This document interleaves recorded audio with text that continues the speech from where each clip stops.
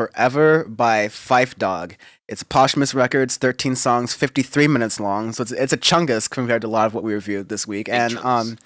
yeah, Phife Dawg, a legendary member of A Tribe Called Quest, Yep. past, rappers and, to be real, black men oftentimes have like a lower like life expectancy rate for any number of different reasons. Phife Dawg had health Thanks, issues. Reagan.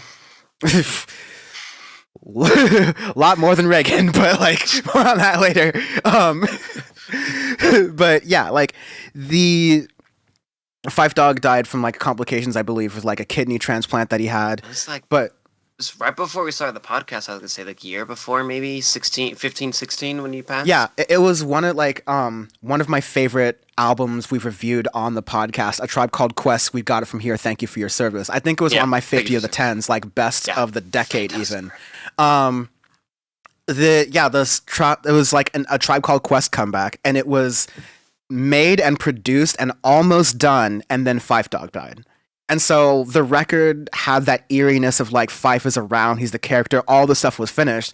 And then you had the last track, an emotional one that still gets me to tear up all the time, the Donald, where you have like all these rap legends saying Yes. goodbye to like one of their best friends. Yeah, that one. Yeah, there's so much emotion. Yeah.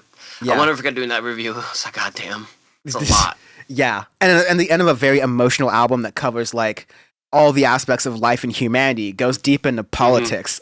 Ain't no space program for niggas. This album goes hard in the paint, and a lot of that is because of Phife Dawg's energy, what he brought to Tribe, all of this other stuff there. And but this is a posthumous album.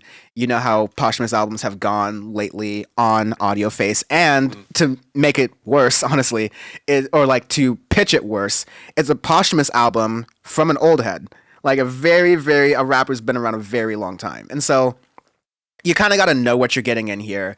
It's not going to be pushing the boundaries of rap today or anything like that. It's going to do its best rendition of, giving the old head something new to chew on that is a little bit varied enough, but, it's their same. I don't want to invoke Cosby here, but it has like aspects of pull up your pants, we can all be doing better kind of stuff, right? But it's an okay album with like moments here and there, but it's mostly just like service for old heads, Like, sadly. Honestly, like as like a music listener and stuff, and doing this podcast, I can tell tracks that were done by him and finished by him, and I could tell which ones were. Or I'm obviously just speculating with this, but I speculate which ones are Phife Dawg true and true, like ones he just had but never released, and other ones where it was really contributed with the other artists and stuff, and how much input that they had. You can hear, like, example, Only a Coward, the second track, very, very good track. I like that one a lot. I love the beat. I love the tune. It's straight up old school hip hop, but it's good. And that, for me, I'm like, that sounds like a Phife Dawg track to me. Like, that's quintessential what I think of when I sound with that. But then you have a couple other tracks here where you have Nutshell Part 2 with Busta Rhymes, The Redman. You have what was the other one I was thinking of? Oh, you have Wow Factor. Those two, like, to me, like, they have all of these outside influences to where just it pulls too much from the Phife Dawg part, where it's like, okay, I can hear that this might have been something that was half done or not near, like, maybe a quarter done, and then they come in here, those features come in here just to kind of pump it up and try to make life out of it, basically. And Yeah. it's all right.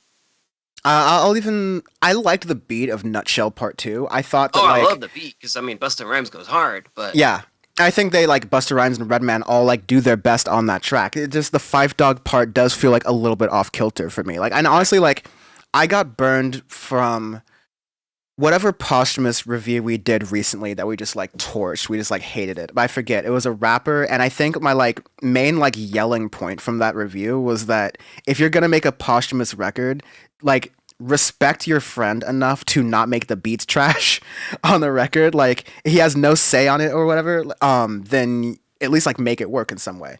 But so at least there was that. But there are definitely instances like, Wow Factor, To Live Forever, even like Godsend, that I felt were that unfortunate thing you get in posthumous records where the artists and the producers work with what they've got, and they force themselves to finish that product instead of saying, "What are we doing here? We're trying to make songs that weren't finished without a lot of this guy's input." And at least you have all this guy's friends who he worked with for a 30-year like spanning career. And so like you have, it's better than like these like newer rappers who were like young, had like 3-year careers and died really quickly. And these producers come in and go, "I had such a deep personal connection with Lil Peep or Juice WRLD or whatever that I'm going to go in and make this album faithfully to what he would have wanted." Like, no. As opposed to these guys who actually worked with Phife Dawg for decades, you'll do a little bit of a better job with that team. And also, Tribe was so huge, had so many people, so many adjacent folks. Yeah, like, exactly. There's a lot of people to pull from. Yeah, there's a lot of different influences, and longer time as well. Someone who has a longer discography, been around the industry more, so you're gonna have more time, more things to really understand and understands what something would sound like. But yeah, it's okay. Even the title track "Forever" towards the end, is decent. But for a posthumous record, I don't hate it, which was interesting because going into it, I was like, I'm gonna chew this up. But there's some things in here I thought were decent. But again, our stance on posthumous records. They don't need to be here or whatnot. If anything, what I'll allow is posthumous, like EPs or posthumous singles of stuff where they had it finished and they were gonna be like released, like they had it planned or like already, already had it done to the record label or whoever said like this is gonna be released. Those are okay with me, and even if it's a full record, maybe. But that's something that where you have to be really arbitrary with it. But anyways, with this, it's all right, but it doesn't really need to be. I largely agree. And it sucks because, like, I mean, I had no expectations of it being like good, but you want a record like this to just do justice to the artist who passed, and it basically never happens, sadly. So, just stick to the stuff that is better. From Phife Dawg's past career, because thankfully you have a lot of that. Arbitrary Scales, Birds. I'm giving this the Toucan. Toucan? Like a Toucan Sam. Oh my god, I could see that.